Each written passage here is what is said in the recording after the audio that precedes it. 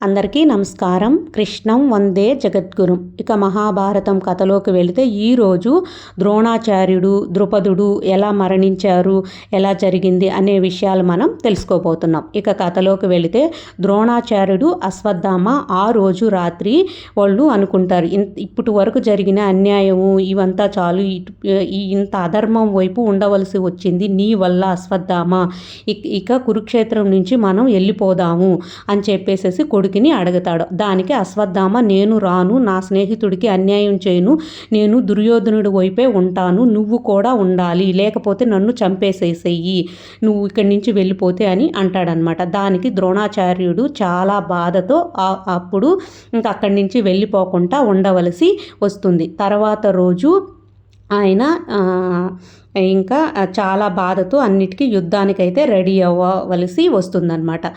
తర్వాత రోజు యుద్ధంలో ద్రుపదుడు దగ్గరికైతే వెళ్తాడు. కానీ ద్రుపదుడు, ద్రోణాచార్యుడు చిన్ననాటి స్నేహితులు అనమాట. వాళ్ళిద్దరూ ఒకే విధంగా పెరిగారు, మంచి స్నేహితులు కూడా. అయినప్పటికీ ఆయన అంటాడు, నీకు పుత్రిక సమానమైన ద్రౌపదికి అన్యాయం జరుగుతున్నా కూడా నువ్వు చూస్తూ ఉన్నావు, అధర్మం వైపే ఇప్పటికీ ఉన్నావు, నిన్ను నేను ఈరోజు వధిస్తాను అంటాడు. అయితే వాళ్ళిద్దరికి మధ్య జరిగిన యుద్ధంలో ద్రుపదుడు చనిపోతాడనమాట. ద్రోణాచార్యుడు చంపేస్తాడు. ఆయనకి చాలా అస్త్ర విద్యలు అన్నీ వచ్చు కాబట్టి, చాలా బలవంతుడు కాబట్టి ద్రోణాచార్యుడు ద్రుపదుడిని వధిస్తాడు. వధించిన తర్వాత ఆ వార్తని తీసుకెళ్ళి పాండవులకి, కృష్ణుడికి చెప్తారు. ఇట్లాగా ఈ విధంగా ద్రుపద మహారాజు మరణించాడు, ద్రోణాచార్యుడు చంపేశాడు అని చెప్పి చెప్తారనమాట. అప్పుడు ఇంకా ద్రోణాచార్యుడిని అయితే వధించాలి అని చెప్పేసేసి ప్లాన్ చేసుకుంటూ ఉంటారు పాండవులు. అదేవిధంగా కృష్ణుడు ఒక ఉపాయం అయితే చెప్తాడు వాళ్ళకి. అశ్వత్థామ చనిపోయాడు అన్న వార్త ద్రోణాచార్యుడికి తెలిసేటట్లు చేయాలి. అప్పుడు ఆయన హస్త్రాలను కింద వేసేస్తాడు కదా, అప్పుడు ఏ శస్త్రాలు లేనప్పుడు ఆయన్ని వధించాలన్నమాట. ఈ విధంగా ప్లాన్ చేసి చంపేయాలి అని చెప్పేసేసి కృష్ణుడు పాండవులకి మధ్య చర్చించుకొని అదేవిధంగా అర్జునుడికి ద్రోణాచార్యుడికి యుద్ధం జరుగుతూ ఉంటుందన్నమాట. జరుగుతూ ఉన్నప్పుడు ఆ సమయంలో భీముడు, యుధిష్ఠిరుడు వచ్చేసేసి అక్కడికి అశ్వత్థామ దగ్గరికి వెళ్ళి యుద్ధం చేస్తున్నట్టు అట్లా క్రియేట్ చేస్తారనమాట. కానీ అశ్వత్థామ అంటే ఏనుగు దగ్గరికి వెళ్ళి వాళ్ళు ఇద్దరు ఏనుగుని చంపాలి అని చెప్పి ప్లాన్ చేసుకొని వెళ్తారనమాట అక్కడికి. అట్లా వెళ్ళిన తర్వాత ఒక ఆయన వచ్చి చెప్తాడు, ఇక్కడ పూర్తిగా గాయాలతో ఉన్నాడు అశ్వత్థామ అని చెప్పేసేసి వార్తని అందిస్తారు ద్రోణాచార్యుడికి. ఆ సమయంలో భీముడు తర్వాత యుధిష్ఠిరుడు ఒక ఏనుగుని చంపేస్తారనమాట. ఆ ఏనుగుని చంపేసేసి యుధిష్ఠిరుడు కూడా చాలా బాధతో చెప్తాడు, మా కోసం మా యుద్ధంలో నువ్వు కూడా చనిపోవాల్సి వచ్చింది అని చెప్పేసేసి దానికి విముక్తి కలగాలి అనేసి దండం పెట్టుకొని అక్కడి నుంచి వచ్చేస్తారనమాట. తర్వాత ద్రోణాచార్యుడికి ఈ వార్త తెలిసి చాలా బాధతో కృంగిపోతూ ఉంటాడనమాట. అయితే ఈ వార్తని యుధిష్ఠిరుడు చెప్పితేనే నమ్మతాడు ద్రోణాచార్యుడు అని చెప్పేసేసి కృష్ణుడు యుధిష్ఠిరుడి చేత చెప్పిస్తాడనమాట. అంటే అశ్వత్థామ నిజంగా ఏనుగు చనిపోయింది నిజమే కదా, ఆ విషయాన్ని నువ్వు చెప్పు అని చెప్పి చెప్తాడు. యుధిష్ఠిరుడు నువ్వు చెప్తే నేను నమ్మతాను అంటాడు. అంటే ఆయన ఎప్పుడూ అబద్ధం చెప్పడు కాబట్టి యుధిష్ఠిరుడు చెప్పినప్పుడు నమ్మతాడనమాట. అవునా నిజంగానే చనిపోయాడా అని చెప్పేసేసి చాలా బాధతో కృంగిపోతూ చాలా ఇట్లా ఆర్తనాదాలు చేస్తూ అరుస్తూ ఉంటాడు. ఇప్పుడు నేను ఈ సృష్టినంతా నాశనం చేస్తాను, బ్రహ్మాస్త్రాన్ని ఉపయోగిస్తాను అని చెప్పి అంటుంటాడనమాట.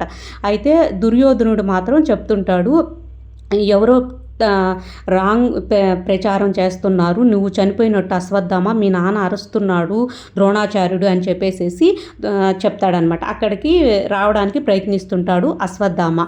అప్పుడు ఆ సమయంలో అక్కడ ఉన్నటువంటి ద్రోణాచార్యుడు ఎంతో బాధతో ఆయన బ్రహ్మాస్త్రాన్ని ప్రయోగించడానికైతే చూస్తాడనమాట. సమస్తం నేను నాశనం చేసేస్తాను, నా పుత్రుడు లేకపోతే నేను ఇంకా ఎందుకు అని చెప్పేసేసి చాలా బాధతో ఉంటాడు. అప్పుడు కృష్ణుడు చూస్తుంటాడనమాట.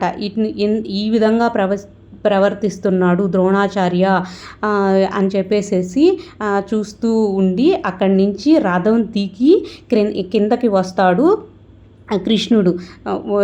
ఈ బ్రహ్మాస్త్రాన్ని ప్రయోగిస్తే మొత్తం నాశనం అవుతుంది కాబట్టి దీన్ని ఆపాలి అని చెప్పేసేసి కృష్ణుడు కిందకి దిగి వచ్చి అక్కడ యుద్ధాన్ని, అక్కడ జరిగే పరిస్థితులన్నిటినీ ఒక్కసారిగా ఆపేసేసి ద్రోణాచార్యుడికి జ్ఞానోపదేశం చేస్తాడనమాట. నువ్వు సరైన సమయంలో సరైన నిర్ణయం తీసుకునే సముచిత నిర్ణయం తీసుకునే అవకాశాన్ని నీ కొడుకుకి కల్పించావా, లేదు నీ సరైన జ్ఞానాన్ని అందించలేదు. ద్రౌపదికి అన్యాయం జరుగుతుండే నువ్వు చూస్తూనే ఉన్నావు. నీ స్వార్థం కోసం విద్యను నేర్పించావు నీ శిష్యులకి. నువ్వు గురువుగా ఎలా నిన్ను అనాలి అని చెప్పేసేసి ఆయన చేసినటువంటి అధర్మమైన కార్యక్రమాలన్నిటినీ తెలియజేసి చెప్తాడనమాట.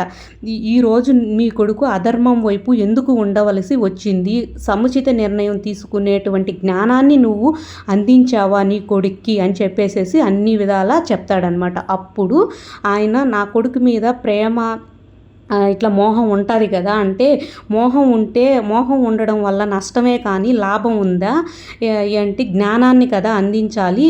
ఆ జ్ఞానం అనేది ఉంటే అధర్మం వైపు ఎందుకు ఉండాలి నీ కొడుకు వల్ల నువ్వు కూడా అధర్మం వైపు ఉండవలసి వచ్చింది కదా అని చెప్పేసేసి అన్ని విధాల జ్ఞానాన్ని అందిస్తాడు కృష్ణుడు ద్రోణాచార్యుడికి. తర్వాత ఆయనలో పరివర్తన వస్తుందన్నమాట. వచ్చి ఇక నేను మరణించడానికి సిద్ధమవుతాను వాసుదేవ అని చెప్పేసేసి ఆయన ఒక్కసారిగా ఆయన చేతుల్లో ఉన్నటువంటి ధనుర్బాణాన్ని కింద వదిలేస్తాడనమాట. వదిలేసేసి ఆయనకి శ్రీకృష్ణ మహానుభావుడికి ఒకసారి నమస్కారం చేసుకొని, వాసుదేవ నన్ను క్షమించు, ద్రౌపదిని నన్ను క్షమించమని నేను అడిగాను అని చెప్పమని చెప్తాడనమాట. అత దుష్టద్యుమ్నుడు అంటే ద్రుపదుడు యొక్క కుమారుడు వచ్చి ఆయనని వధిస్తాడనమాట. ఈ విధంగా ఆ రోజు జరిగిన యుద్ధంలో ద్రోణాచార్యుడు దుష్టద్యుమ్నుడు చేతిలో మరణిస్తాడనమాట. అంతే అన్నమాట ఈరోజు స్టోరీ. తరువాత భాగంలో మళ్ళీ కలుసుకుందాం. అందరికీ బాయ్. Thank you.